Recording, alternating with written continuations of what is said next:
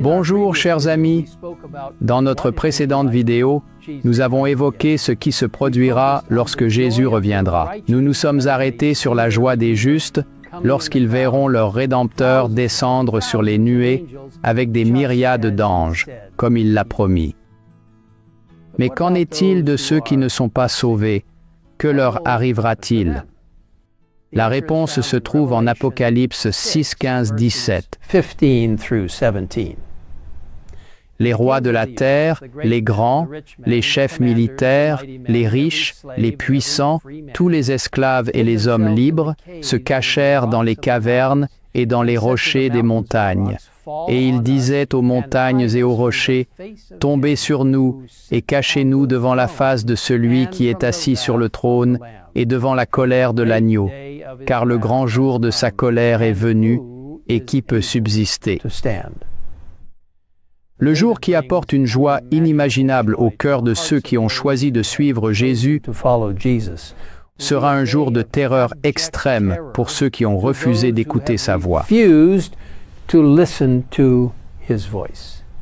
Dans la tragédie des siècles, Ellen White décrit l'effroyable scène où les méchants reconnaissent la voix de Dieu appelant de leur tombe ses saints endormis. Elle écrit « Les railleries ont pris fin. Les lèvres mensongères sont réduites au silence. Cette voix qui parvient aux oreilles des morts, ils la connaissent. Que de fois ces accents doux et tendres ne les ont-ils pas conviés à la conversion? Que de fois ne s'est-elle pas fait entendre dans les exhortations affectueuses d'un ami, d'un frère, d'un Rédempteur? Ils ont entendu la voix du Sauveur suppliant, « Revenez, revenez de votre mauvaise voie, et pourquoi mourriez-vous » Cette voix, écrit Ellen White, rappelle des souvenirs que l'on voudrait pouvoir effacer, des avertissements méconnus, des invitations refusées, des occasions négligées. Non seulement les impies encore en vie entendront cette voix, mais cette résurrection particulière inclura également ceux qui se sont moqués du Christ lors de son procès et alors qu'il était suspendu à la croix. Nous lisons « Ceux qui ont ridiculisé l'affirmation qu'il était le Fils de Dieu sont maintenant bouche close. Là se trouve le hautain Hérode, qui se moquait de sa royauté et qui ordonnait à ses soldats ricaneurs de le couronner. Les hommes qui ont frappé au visage le prince de la vie et l'ont couvert de leurs crachats se détournent maintenant de son regard perçant. Ceux qui enfoncèrent des clous à travers ses mains et ses pieds, le soldat qui perça son côté de sa lance, contemple ses cicatrices avec terreur et remords.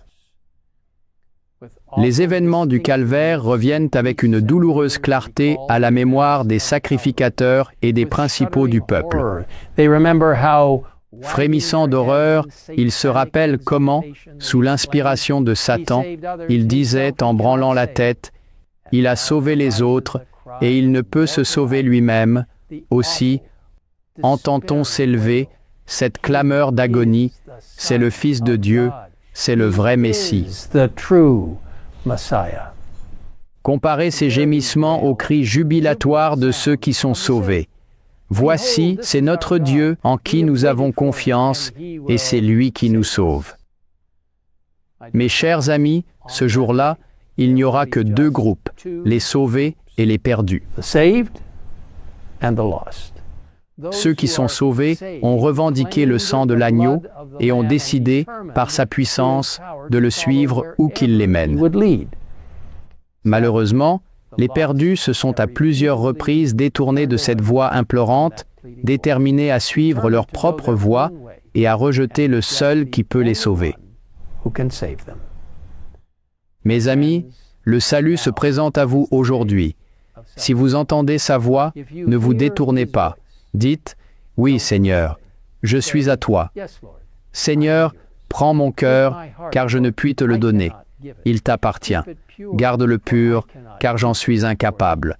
Sauve-moi en dépit de moi-même, de ce moi faible et si peu conforme à ton image.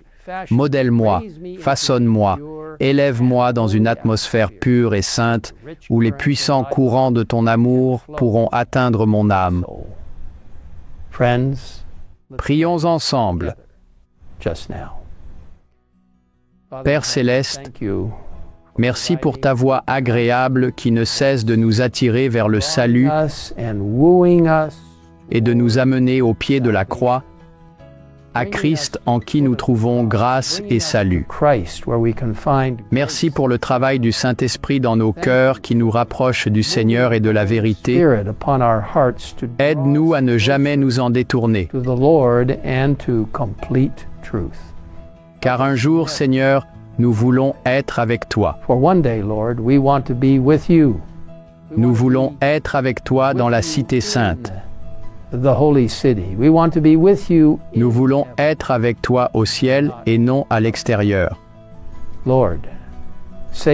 Seigneur, sauve-nous, au nom de Jésus. Amen. Amen.